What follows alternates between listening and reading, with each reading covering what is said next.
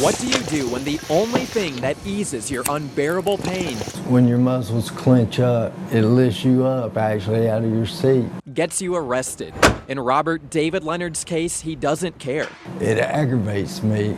It aggravates the out of me that it's illegal, but it doesn't scare me. Leonard lives with multiple sclerosis. That's called muscle spasms. 2 years ago, he was getting out of bed and into his chair. Bam. When he fell. That morning I was getting from here to here, and I ended up there on the floor. His wife called the Monroe Fire Department for help. When they arrived, they saw his medicine, a stash of marijuana. I actually had 2.5 ounces.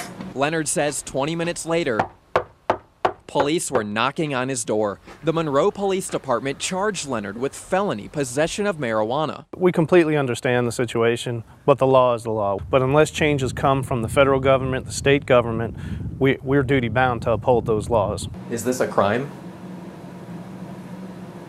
No, it's a crime for it to be illegal. For people in more than half of the states across the country, medical marijuana, which an overwhelming majority of doctors agree with, is legal. It's legal for recreational use in 8 states, as well as the District of Columbia. Over in Atlanta, City Council recently voted to decriminalize marijuana. This right here is an ounce of marijuana. Just kidding, it's actually arugula, but you get the idea. This is the amount of marijuana represented in arugula that the city of Atlanta now allows people to have, with the maximum penalty being a $75 fine and no jail time, which has Fox 46 Charlotte thinking, can the city of Charlotte do the same? Atlanta has home rule. Charlotte does not have home rule.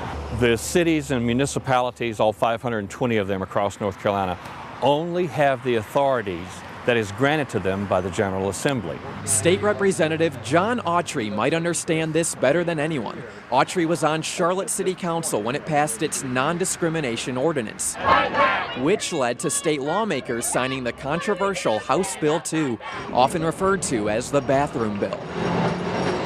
So, Charlotte can decriminalize marijuana, but it might not last. I feel that we would see a similar response from the legislature that we saw when the city of Charlotte expanded its protections in its non-discrimination ordinance, which resulted in HB 2. In 2016, CMPD had 2,532 marijuana arrests. Out of all those, 93% of them were misdemeanors. Everybody's saying, I take it for this, I take it for that. Leonard wants to tell his story after he saw Fox 46 Charlotte's story last year on the faces of medical marijuana.